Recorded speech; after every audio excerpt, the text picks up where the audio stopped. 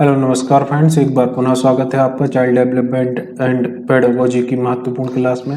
आज की इस क्लास में हम 30 क्वेश्चन को डिस्कस करेंगे। ये क्वेश्चन प्रीवियस ईयर क्वेश्चन होंगे और इनके साथ साथ हम उन सभी बातों पर डिस्कस करेंगे जो आगामी परीक्षा के लिए अत्यंत महत्वपूर्ण होंगे। फ्रेंड्स, मैं बताना चाहता हूँ कि वर्ग 2 के लिए हम child development, pedagogy, SST, science और सभी सब्जेक्ट्स की वीडियो को अपलोड करते हैं। तो आप मेरे चैनल पर जाकर के उन सभी वीडियो को देख सकते हैं और उनका लाभ ले सकते हैं। फ्रेंड्स, और बताना चाहता हूं कि हम वर्ग 2 के साथ साथ वर्ग 1 के लिए भी प्रीवियस ईयर क्वेश्चन और साथ साथ इंपोर्टेंट क्वेश्चन की सीरीज लेके आने वाले हैं। तो आप यदि मेरे चैनल पर नए हैं तो चैनल को सब्सक्राइब करके बेल आइकन को प्रेस कर लीजिएगा, जिससे आगामी जो भी वीडियो अपलोड करूंगा उसका नोटिफिकेशन आप सभी के पास फ्रेंड्स पहुंच जाएगा। तो आइए इस वीडियो को स्टार्ट करते हैं। वीडियो में अंत तक जरूर बने रहिएगा। फ्रेंड्स, आज का पहला क्वेश्चन है, सभी मनुष्यों के बीच बुद्धि का वितरण खालिस्तान नहीं होता। तो प्रत्येक मनुष्य के बीच बुद्धि का वितरण अलग अलग होता है, तो कैसा नहीं होगा, समान नहीं होगा। तो इसका आंसर है इक्वल। नेक्स्ट, अधिगम के लिए एक प्रारंभिक आकलन का प्राथमिक ध्येय होना चाहिए। प्रारंभिक आकलन का ध्येय क्या होना चाहिए? अधिगम में अंतराल को समझना। अधिगम में अंतराल को समझना, understanding the gaps in learning. तो ये अधिगम का प्रारंभिक आकलन होता है और यही इसका ध्येय होता है। फ्रेंड्स, ये रियल क्वेश्चन है। फ्रेंड्स, यहाँ पर देखो, एक क्वेश्चन आपको कंडीशन बेस्ड दिया है। ऐसे क्वेश्चन भी आपसे पूछ लिए जाते हैं।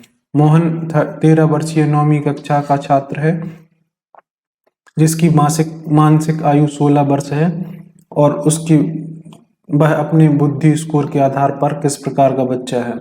वह उसकी आयु 13 वर्ष है और उसकी मानसिक आयु 16 वर्ष है। जब मानसिक आयु बड़ी होती है वास्तविक आयु से, तो बच्चा अपनी आयु से बड़ा या फिर वरिष्ठ या फिर प्रतिभाशाली वरिष्ठ माना जाता है, सुपीरियर माना जाता है। फ्रेंड्स, नेक्स्ट क्वेश्चन, मनोलैंगिक विकास की फ्रॉइडियन अवस्था को क्या कहा जाता है, जिसमें बच्चों को सोच के लिए प्रशिक्षित किया जाता है। तो फ्रेंड्स, इसमें एनल या गुदावस्था एनल कहा जाता है। इसमें सोच के लिए इसमें प्रशिक्षित किया जाता है बच्चों को। और बच्चा कब कितनी साल तक सोच करना सीख जाते हैं अपने हिसाब से? तो वह 3 वर्ष तक की आयु करना सीख जाते हैं। Next question friends, progressive education या प्रगतिशील शिक्षा क्या है? तो यह इसमें करते हुए लर्निंग बाय डूइंग होता है ना। लर्निंग बाय डूइंग को ही प्रगतिशील शिक्षा करते हैं। इसमें बच्चों को खेल खेल में या फिर कुछ करके सिखा दिया जाता है, तो उसमें उनको लर्निंग बाय डूइंग से इसको जाना जाता है। फ्रेंड्स, अगले क्वेश्चन की बात करें, खालिस्तान को परिपक्वता कहा जाता है। तो प्राकृतिक जैविक विकास को परिपक्वता कहा जाता है या नेचुरल बायोलॉजिकल डेवलपमेंट को परिपक्वता कहा जाता है। फ्रेंड्स, नेक्स्ट क्वेश्चन, खालिस्तान अध्ययन को लागू करने के लिए अध्ययन किया जाता है जिसमें से कुछ व्यक्तियों को कम से कम 2 लगातार अवसर पर मापा जाता है। तो किसमें? मिश्रित अनुदैर्ध्य मिक्स्ड लॉन्गिट्यूडिनल अध्ययन में ऐसा किया जाता है। फ्रेंड्स, ये आंसर आपका सही हो जाएगा। अगले क्वेश्चन की बात करें फ्रेंड्स, तो एडीआईपी योजना का मुख्य उद्देश्य लोकोमोटिव दिव्यांगता वाले व्यक्तियों को खालिस्तान प्रदान करना है। तो उनको सहायता और उपकरण प्रदान करना इसका उद्देश्य होता है। फ्रेंड्स, नेक्स्ट क्वेश्चन की बात करें, वाइगोत्स्की के सामाजिक विकास सिद्धांत के 3 प्रमुख विषय हैं। तो क्या क्या उसके विषय होते हैं? एक तो सामाजिक सहभागिता होती है। फ्रेंड्स, सामाजिक सहभागिता, समीपस्थ विकास का क्षेत्र और अन्य अधिक ज्ञान संपन्न, इसका आंसर हो जाएगा। फ्रेंड्स, ऑप्शन नंबर डी इसका सही आंसर हो जाएगा। अगले क्वेश्चन में देखें, विचार विमर्श और उत्तेजना के बेहतर अवसर प्रदान करने के लिए क्षमता समूहन खालिस्तान के एक प्रकार का पृथक्करण है। फ्रेंड्स, तो यह प्रतिभावान के लिए है, यह एक गिफ्टेड चाइल्ड के लिए यह विचार विमर्श और उत्तेजना के बृहद अवसर प्रदान करने की क्षमता समूहन के लिए पृथक्करण किया जा सकता है। अगले क्वेश्चन में, बच्चों में भाषा का विकास इस सिद्धांत के अंतर्गत होता है। तो एक रूप पैटर्न या यूनिफॉर्म पैटर्न के अंतर्गत होता है। किसी बच्चे में भाषा का विकास एक यूनिफॉर्म पैटर्न पर होता है, उसके कुछ चरण होते हैं, उस चरण के अनुसार वह होता है। तो इसका होता है एक रूप पैटर्न के अनुसार होगा। प्रत्यक्ष विधि को इस रूप में जाना जाता है। तो प्राकृतिक या नेचुरल विधि के रूप में भी प्रत्यक्ष विधि को जाना जाता है। ऑप्शन नंबर सी इसका राइट आंसर हो जाएगा फ्रेंड्स। अगले क्वेश्चन में देखें, सहयोगी अधिगम में यह बेहतर है कि छात्र खालिस्तान के माध्यम से सीखता है। तो छात्र पीयर असेसमेंट या साथी आकलन के साथ ये सीखता है। जब बच्चे एक दूसरे के सहयोग करके सीखते हैं तो उसको बोला जाता है peer assessment. Next question, Khalistan को मापने के लिए एक क्रम निर्धारण मान रेटिंग स्केल का उपयोग किया जाता है। तो एप्टीट्यूड या अभिव्यक्ति को मापने के लिए एक स्केल का उपयोग किया जाता है फ्रेंड्स।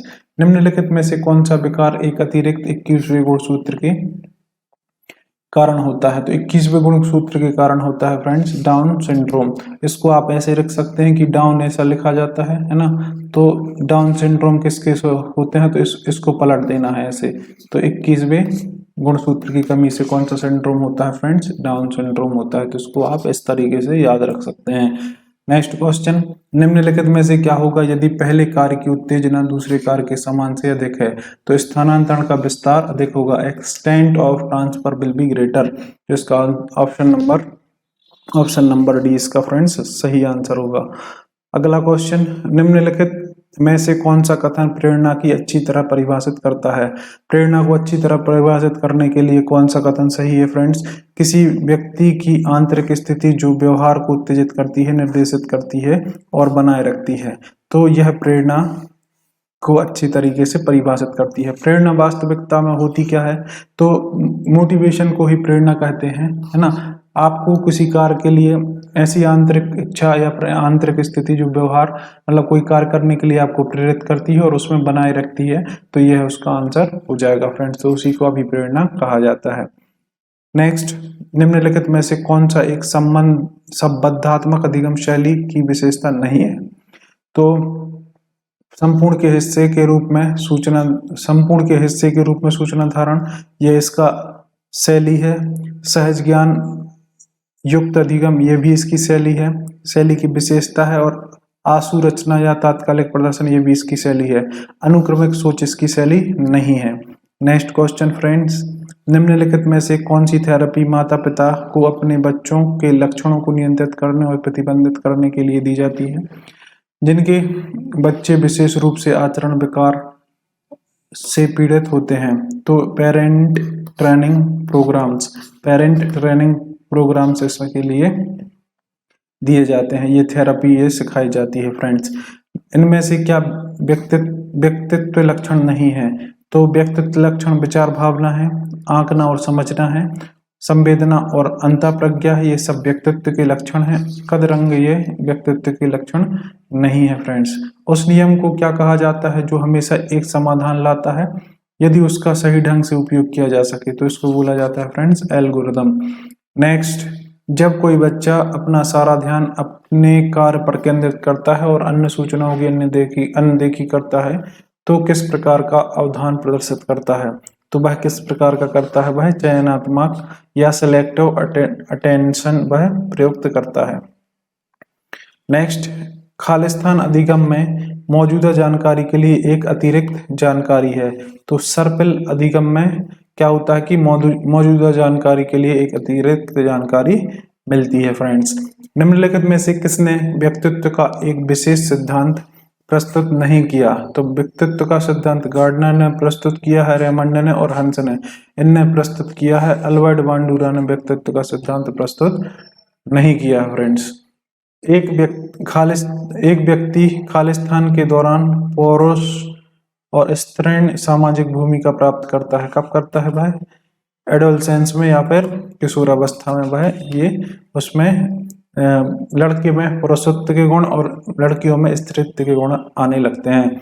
नेक्स्ट क्वेश्चन, मेटा घटक, प्रदर्शन घटक और ज्ञान प्राप्ति घटक निम्न में से किसकी श्रेणियां हैं? तो यह त्रिकोणीय सिद्धांत की श्रेणियां हैं। कौन से सिद्धांत की फ्रेंड्स? त्रिकोणीय सिद्धांत की यह श्रेणियां हैं। नेक्स्ट क्वेश्चन, निम्नलिखित में से किसमें बुद्धि परीक्षण का उपयोग नहीं होता? तो बुद्धि परीक्षण का उपयोग छात्रवृत्ति के लिए छात्रों का चयन इसमें होता है, शिक्षक के प्रदर्शन का मूल्यांकन इसमें भी होता है, छात्र की सफलता के पूर्वानुमान में इसमें भी होता है। जिसमें नहीं होता वह छात्र की ग्रेडिंग करने में बुद्धि परीक्षण नहीं होता। स्किनर ने वकालत की सीखने की संभावना तब अधिक होती है जब, स्किनर के अनुसार वकालत को सीखने की संभावना तब अधिक होती है जब व्यवहार को एक इनाम या सजा के साथ प्रबलित किया जाए। आप उसको रीइंफोर्समेंट देते हैं किसी चीज के लिए, उसके लिए लालच देते हैं, तो वह किसी चीज को बच्चा सीखने के लिए वह उसमें लालायित हो जाता है। तो यह इसकी विधि होती है। निम्नलिखित में से किस विधि का उपयोग किसी व्यक्ति के व्यवहार का उसकी समग्रता के अध्ययन करने के लिए किया जाता है? तो अवलोकन विधि, प्रयोगात्मक विधि, सर्वेक्षण विधि या केस स्टडी विधि। तो केस स्टडी विधि के द्वारा इसको हम फ्रेंड्स कर सकते हैं। नेक्स्ट क्वेश्चन, निम्नलिखित में से कौन सी प्रेक्षण तकनीक व्यक्तित्व का आकलन करने के लिए होती है? तो रोसार्क स्याही धब्बा विधि इसके लिए होती है फ्रेंड्स। आई होप जो 30 क्वेश्चन सीडीपी के हमने किए हैं वो आपको पसंद आए होंगे। वीडियो को लाइक और शेयर जरूर कीजिएगा फ्रेंड्स। इसी तरीके की और सारे सब्जेक्ट्स की वीडियो मैं आपके सामने लेकर के आता रहता हूं, तो आप सारी वीडियो पाने के लिए चैनल को सब्सक्राइब करके बेल आइकन को प्रेस कर लीजिएगा, जिससे आगामी जो भी वीडियो अपलोड करूंगा उसका नोटिफिकेशन आप सभी के पास पहुंच जाएगा। फ्रेंड्स, आपसे जल्दी मिलते हैं इसी तरीके की नेक्स्ट इन्फॉर्मेटिव वीडियो के साथ। तब तक के लिए आप सभी का बहुत बहुत धन्यवाद।